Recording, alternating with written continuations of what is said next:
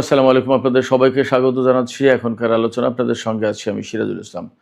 দর্শক, আজকেও সৌদি আরব, তুরস্ক এবং পাকিস্তানের মধ্যকার চুক্তি নিয়েই কথা বলবো। কারণ হচ্ছে এই চুক্তি এমন একটা পরিস্থিতি তৈরি করেছে, তাতে মধ্যপ্রাচ্যের বর্তমান পরিস্থিতি আসলে কি, কোথায় যাচ্ছে, এই চুক্তির লক্ষ্য উদ্দেশ্য কি, কাকে টার্গেট করে এই চুক্তি করা হোক, এই চুক্তি আসলে কতটা কার্যকর হবে। সবচেয়ে বড় প্রশ্ন হচ্ছে, এই চুক্তির মধ্য দিয়ে কি আমেরিকাকে মধ্যপ্রাচ্য থেকে সরিয়ে দেওয়ার চেষ্টা করা হচ্ছে, নাকি চাপ কমানোর জন্য খানিকটা দায়িত্ব ভাগ করে নিল সৌদি আরব, পাকিস্তান আর তুরস্ক। বলা হচ্ছে ইরানকে টার্গেট করে এই জোট গঠন করা হয়নি। তাহলে এখানেই প্রশ্ন আসছে, কেন এই ব্যাখ্যা দিতে হলো? দ্বিতীয়ত, এই জোট কি ইরানের কৌশলগত হিসাব নিকাশ আসলে বদলে দেবে কি না, এবং এই জোটে মিশর যোগ দিতে পারে, কিন্তু কিছু টেকনিক্যাল বিষয় নাকি সলভ করতে হবে। কি সেই টেকনিক্যাল বিষয়? এবং মিশর যদি যুক্ত হয়, তাহলে সাধারণ ডিফেন্স প্যাক্ট অর্থাৎ সাধারণ প্রতিরক্ষা চুক্তি বা নিরাপত্তা চুক্তি থেকে এটা কি রিজিওনাল মুসলিম অ্যালায়েন্স এই ধরনের কোনো কিছু গঠন হয়ে যাবে কিনা। আর সবচেয়ে বড় প্রশ্ন আমার কাছে সেটা হচ্ছে, এই জোট আসলে ইসরায়েলের বিরুদ্ধে কোনো অবস্থান নেবে নাকি নেবে না। যদি মিশর যুক্ত হয়, তাহলে ইসরায়েলের যে গ্রেটার ইসরায়েল প্রতিষ্ঠার একটা প্রত্যাশা বা পরিকল্পনা ছিল, সেই পরিকল্পনা ঠেকানো কি এই জোটের উদ্দেশ্য কিনা। এই রকমের অনেক অনেক প্রশ্ন আছে। সহজে বলি, প্রশ্ন অনেক, জবাব কই। সুপ্রিয় দর্শক, এই বিষয়গুলো নিয়েই এখন আলোচনা করব এবং আজকের আলোচনায় কিছু জবাব খুঁজে পাওয়ার চেষ্টা করব। আশা করি সঙ্গে থাকবেন। কারণ হচ্ছে, এই জোট অ্যাকচুয়ালি শুধু মধ্যপ্রাচ্য না, আন্তর্জাতিক অনেক কিছুতেই নতুন হিসাব নিকাশ তৈরি করছে। কৌশলগত সমীকরণ পাল্টে দেবে কি না, অনেক কিছু এখানে প্রশ্নের জন্ম দিচ্ছে। সেই জায়গা থেকে এই আলোচনাটা যথেষ্ট গুরুত্বপূর্ণ বলে মনে করছি। আপনারা শেষ পর্যন্ত সঙ্গেই থাকুন। আর ভিডিও ভালো লাগলে লাইক, কমেন্ট, শেয়ার করবেন এবং চ্যানেলটি সাবস্ক্রাইব করে সাথেই থাকবেন। দর্শক, চলুন বিস্তারিত আলোচনা করি। প্রথম যে প্রশ্ন দিয়ে শুরু করেছিলাম, যে এই জোট আমেরিকাকে সরিয়ে দিচ্ছে কিনা মধ্যপ্রাচ্য থেকে, নাকি আমেরিকা যে দায়িত্ব পালন করে আসছিল এতদিন, তার কাঁধ থেকে তার বোঝা কিছুটা কমিয়ে দিয়ে সেই বোঝা তুরস্ক, পাকিস্তান এবং সৌদি আরব নেওয়ার চেষ্টা করছে। আসলে কোনটা? এখানে দুই অ্যাঙ্গেল থেকেই বিশ্লেষণ করা যেতে পারে। প্রশ্নের যেহেতু দুটো পার্ট, আমি দুটো অ্যাঙ্গেল থেকেই দুটো পার্ট আমি বিশ্লেষণ করার চেষ্টা করছি। প্রথম কথা হচ্ছে যে, এই জোট কি আমেরিকাকে মধ্যপ্রাচ্য থেকে সরিয়ে দেওয়ার চেষ্টা করছে কিনা, সেটা একটা প্রশ্ন। আমার কাছে মনে হয় যে খানিকটা সেই চেষ্টা করছে। এই কারণে যে, এই যে ইরান, আমেরিকা, ইসরায়েলের যে যুদ্ধটা, সেই যুদ্ধে খুব বেসিক দুটো কাজ হয়েছে। একটা বিষয় হচ্ছে, সৌদি আরব থেকে শুরু করে এই আরব দেশগুলো, যে উপসাগরীয় যে আরব দেশগুলো, তাদের কারোরই অ্যাকচুয়ালি নিরাপত্তা দিতে পারেনি আমেরিকা। শুধু নিরাপত্তা দিতে পারেনি না, এই সমস্ত দেশে আমেরিকার যে ঘাঁটিগুলো ছিল, সেই ঘাঁটিগুলোই রক্ষা করতে পারেনি আমেরিকা। তাহলে সৌদি আরব এখানে পরিষ্কার বুঝেছে যে আমেরিকা নিরাপত্তা দিতে পারছে না। এটা গেলে একটা অংশ।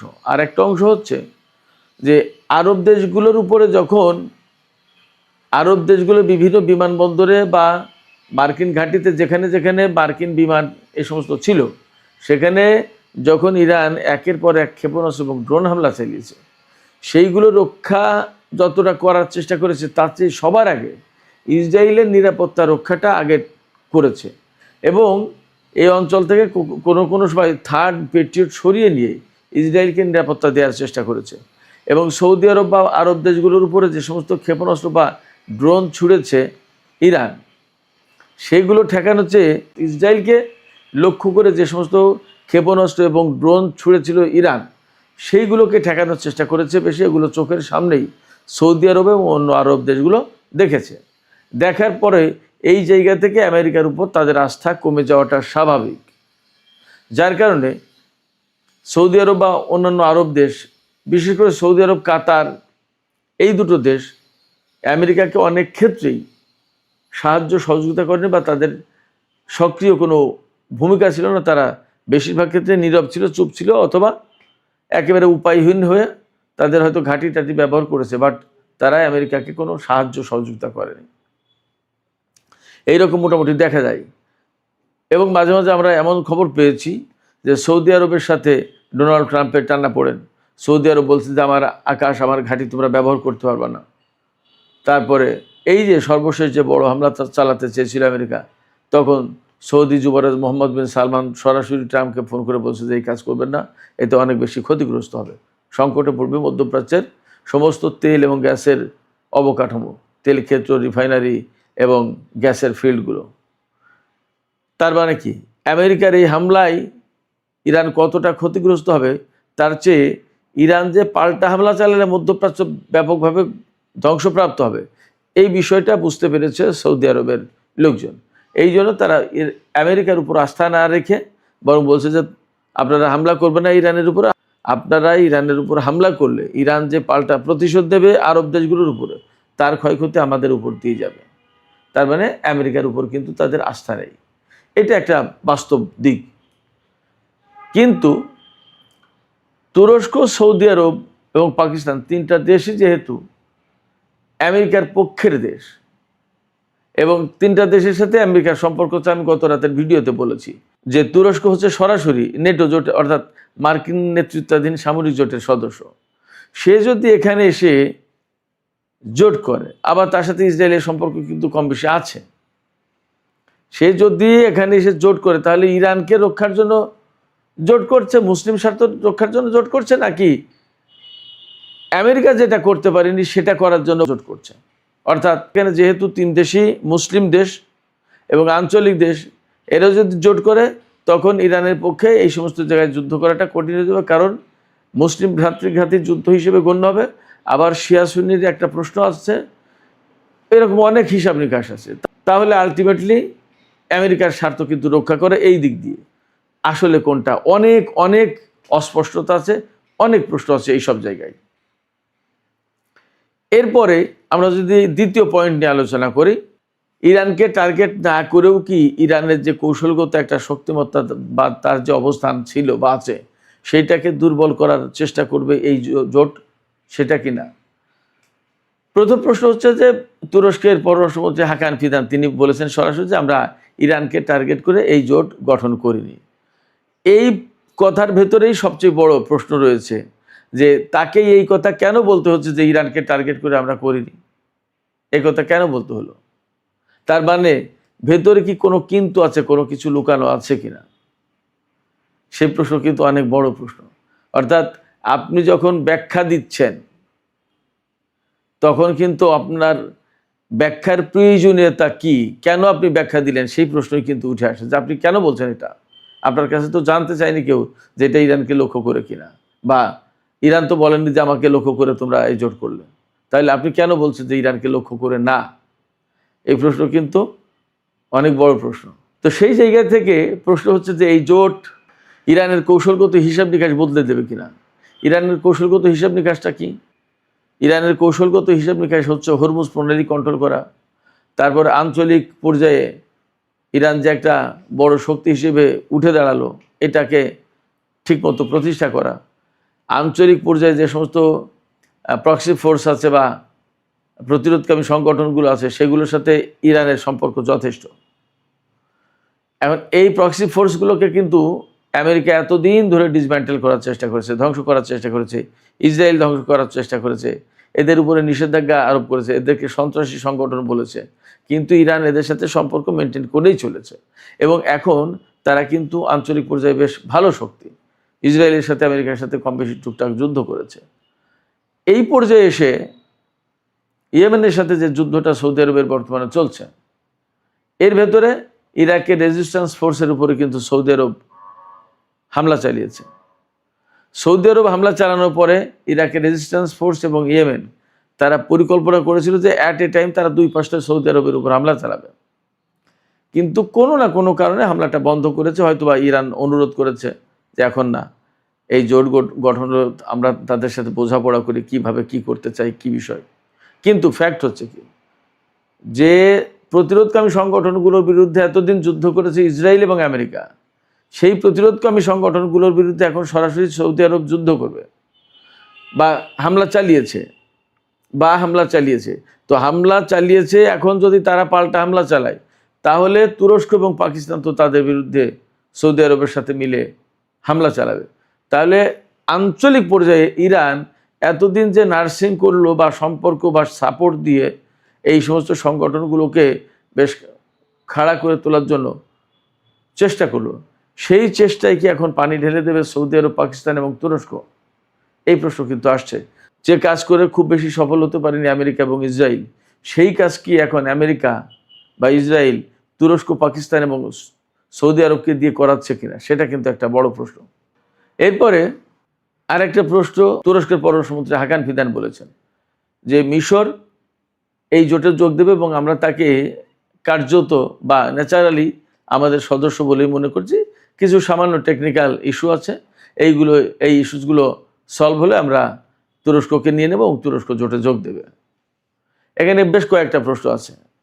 এখানে হাকান ফিদান সাংবাদিকদের বলেছেন, বা আল জাজিরায়, ডনে, বিভিন্ন জায়গায় রিপোর্ট হয়েছে যে 3টা দেশ এর ফাউন্ডার সদস্য হিসেবে থাকতে চাচ্ছে। সেই 3টা দেশ কে? তুরস্ক, সৌদি আরব এবং পাকিস্তান। এখানে সৌদি আরবের বিপুল অর্থ আছে, তুরস্কের আছে টেকনোলজি, আর পাকিস্তানের আছে বিশাল সামরিক বাহিনী, পরমাণু শক্তি এবং সম্ভবত ভালো ইঞ্জিনিয়ারিং সিস্টেম। তো এই জায়গায় এদের মাতবর হবে কে, সেটা কিন্তু একটা প্রশ্ন। নেতাকে, আমি সে প্রশ্ন তুলেছিলাম যে জোট যে গঠন হচ্ছে তা এদের নেতা হবে কে? আমি একটা কথা আমি আপনাদেরকে বলে রাখি, সৌদি আরব তার নেতৃত্ব সহজে কারোর হাতে ছেড়ে দিতে চাইবে না। আবার এরদোগান কিন্তু যথেষ্ট নেতৃত্বের প্রত্যাশা এবং নেতৃত্ব দিতে চায়, এবং সব জায়গায় কিন্তু তার একটা নেতৃত্ব থাকবে। সব জায়গায় এরদোগান আছেন এরকম একটা ভাব কিন্তু থাকতে হয়। মুসলিম বিশ্বের তিনি নেতা, এরকম একটা ফ্লেভার বহু বছর ধরে তিনি প্রতিষ্ঠার চেষ্টা করে আসছেন। সেক্ষেত্রে এই জায়গায় একটা বড় ব্যাপার আছে যে নেতাকে। এই যে জোট গঠন হলো, তাদের সচিবালয় থাকবে, সেক্রেটারিয়েট থাকবে সৌদি আরবে, এবং কমিটি থাকবে। এই জোট পরিচালনা কমিটি থাকবে। একটা কমিটি হবে পররাষ্ট্রমন্ত্রীদের কমিটি, একটা কমিটি হবে প্রতিরক্ষা মন্ত্রীদের কমিটি, আর একটা কমিটি হবে সামরিক বাহিনীর প্রধান বা সশস্ত্র বাহিনীর প্রধান, তাদের একটা কমিটি। তো এখানে মাতবার হবে কে এবং কার প্রভাব বেশি থাকবে, সেটা কিন্তু একটা গুরুত্বপূর্ণ ব্যাপার। তো সেই জায়গা থেকে এই যে 3 দেশ, এরা নিজেদেরকে আপাতত প্রতিষ্ঠাতা সদস্য হিসেবে নিজেদেরকে প্রতিষ্ঠা করলো। এইবার এই 3 দেশের অনুমোদনে বাকিরা সব সদস্য হিসেবে আসতে পারবে। তো মিশরকেও মেইনলি এই 3 দেশের অনুমোদন ক্রমে এই জোটে যোগ দিতে হবে। একটা কথা আমি আপনাদেরকে বলি, মিশরের সাথে কিন্তু বিশেষ করে এরদোগান সরকারের সম্পর্ক অনেকদিন ধরেই ভালো ছিল না। আবার সৌদি আরবের সাথেও কিন্তু একই অবস্থা ছিল। তারপরেও এখন 2 দেশের সাথে সম্পর্ক করেছে। আমার কাছে মনে হচ্ছে এরদোগান সরকারের সুদূর প্রসারী পরিকল্পনা আছে। নিশ্চয়ই খেয়াল আছে আপনাদের, তুর্কি সাম্রাজ্য, উসমানীয় খেলাফত ভেঙেছে, ব্রিটিশদের সহায়তা করেছিল এই সৌদি আরব। এরদোগান বা তুরস্কের বর্তমান যে নেতৃত্ব, তারা কিন্তু সেই উসমানীয় সাম্রাজ্য ফিরিয়ে আনতে চায়। খেলাফত কত দূর ফেরাবে জানি না, কিন্তু সাম্রাজ্য যে তাদের ছিল সেই সাম্রাজ্য ফেরাতে চায়। এই জোট করে ধীরে ধীরে ধীরে ধীরে সৌদি আরবের উপর প্রভাব বিস্তার করে তুরস্ক কি সেই সাম্রাজ্য ফেরানোর চেষ্টা করবে কিনা, এটা একটা ব্যাপার। জামাল খাশোগিকে হত্যার পরে সৌদি আরবের সাংবাদিক জামাল খাশোগিকে হত্যা করা হয়েছিল তুরস্কের সৌদি কনসুলেটে। সেই ঘটনাকে কেন্দ্র করে প্রায় 2 দেশের মধ্যে যুদ্ধ শুরু হয়ে যায়। সেই সম্পর্কে এখন এত ভালো হয়ে গেল কি করে, কারণটা কি? আবার আমি বলেছি যে সোমালিয়ায় কিন্তু তুরস্কের একটা অবস্থান আছে, ইদানিং পাকিস্তান কাছে। এই জায়গায় মিশরের সাথে যদি সম্পর্ক তুরস্ক ভালো না করে, তাহলে সুয়েজ খাল দিয়ে কিন্তু সোমালিয়ায় আসা কঠিন হয়ে যায়। এই জন্য মিশরের সাথে সম্পর্ক ভালো করেছে, বাট কোনো না কোনোভাবে টেকনিক্যালি মিশরকে আটকে দিল আপাতত, যে কয়েকটা ইস্যু আছে সেইগুলোর সমাধান হলে তুরস্ক এই জোটে যোগ দেবে। তার মানে এই জোটে মিশরকে অনেকটা অ্যাপ্লাই করে আসতে হবে, আর তখন তাতে অনুমোদন দেবে সৌদি আরব, পাকিস্তান এবং তুরস্ক। এই সিসির সাথে কিন্তু এরদোগানের ব্যাপক ঝামেলা ছিল, বিশেষ করে মুরসিকে বা মুরসি সরকারকে উৎখাত করার ব্যাপারে সিসির যে ভূমিকা ছিল সেই ঘটনায়, মুসলিম ব্রাদারহুড ইত্যাদি ইত্যাদি নিয়ে সে এক অনেক লম্বা আলোচনা, লম্বা কাহিনী, তা তো কম বেশি এই ইঙ্গিত থেকে আপনাদের বোঝার কথা। তো অর্থাৎ আঞ্চলিক অনেক জটিলতা টানাপোড়েন থাকার পরেও এই জোট হয়েছে, এবং এই জোট করার পরে অনেকগুলো প্রশ্ন আছে। সেই প্রশ্নের আসলে অ্যাকচুয়াল উত্তর কি সেটা কিন্তু এখনো পরিষ্কার না। এই জায়গায় হাকান ফিদান তুর্কি পররাষ্ট্রমন্ত্রী বেশ কিছু বিষয় পরিষ্কার করেছেন, আমি আপনাদেরকে কিছু কিছু জানাই। তিনি বলেছেন এই জোট নেটো জোটের মতো আর্টিকেল 5-এর মতোই আমাদেরও ঘোষণা আছে, কিন্তু সরাসরি কোনো দেশ আক্রান্ত হলে আমরা যে 3 দেশ শুরু করে দেবো সাথে সাথে যুদ্ধ, নট দ্যাট। এই জায়গায় বলছে একবার যে নেটো জোটের আর্টিকেল 5 অর্থাৎ এক দেশ আক্রান্ত হলে সবাই যুদ্ধ শুরু করবে, এই কথা বলছে। আবার বলছে যে এরকম হলেই কিন্তু আমরা সরাসরি যুদ্ধ শুরু করব না, বেশ কিছু ব্যাপার আছে। ব্যাপারগুলো কি, যে সেই দেশকে সাহায্যের আবেদন জানাতে হবে যে আমি আক্রান্ত হয়েছি, তোমরা হেল্প করো। এবার সে হেল্পের কথা জানাবে, সে কী ধরনের হেল্প চায়, গোয়েন্দা তথ্য দিয়ে, নাকি সামরিক বাহিনী পাঠিয়ে, নাকি লজিস্টিক সাপোর্ট, জাহাজ, যুদ্ধ জাহাজ, অস্ত্রপাতি, বিমান, এগুলো দিয়ে কী, এগুলো জানাতে হবে। তারপরে তার হুমকিটা, তার সংকটটা কি সেটা মূল্যায়ন করে সেইভাবে ব্যবস্থা নেওয়া হবে, এবং চূড়ান্ত পর্যায়ে সামরিক ইউনিট পাঠানোর প্রশ্ন থাকবে। তার মানে নেটো জোটের মতো বলা হচ্ছে যে আর্টিকেল 5 আছে, কিন্তু আবার জানাতে হবে যে আমার কি কি দরকার। সে এক আমলাতান্ত্রিক জটিলতা, এক ধরনের সুদূর প্রসারী ব্যাপার স্যাপার, এবং সরাসরি নেটোর মতো কাজ করতে পারবে না। কোনো দেশ যদি আক্রান্ত হয় তাহলে আক্রমণের মাত্রা এবং পরিস্থিতি, পরিমাণ, এগুলো বিবেচনা করে 3 দেশ আলোচনা করে এবার ঠিক করবে যে কি করা উচিত। হাকান ফিদান আরেকটা বিষয় বলেছেন যে এই জোট তো ইরানের বিরুদ্ধে না, বরং আমরা এই জোটভুক্ত যে দেশ তাদের মধ্যে সামরিক সহায়তার বিষয়টা সবচেয়ে বেশি গুরুত্ব দেব। আর একটা বিষয় বলেছেন সাথে, যে এই জোট ইরান যুদ্ধের অনেক আগেই প্রতিষ্ঠা করার ব্যাপারে আলাপ আলোচনা চলছিল, এখন করা হলো।